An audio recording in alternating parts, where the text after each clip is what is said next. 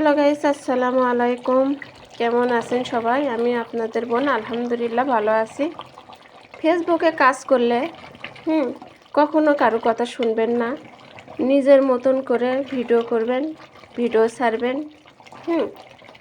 রোজ যে টাইমে ছাড়েন ওই টাইমে একই টাইমে আপনি বারবার প্রতিদিন আপনি ভিডিও পোস্ট করবেন। ঠিক আছে? ফেসবুকে কারো কথায় কান দেবেন না।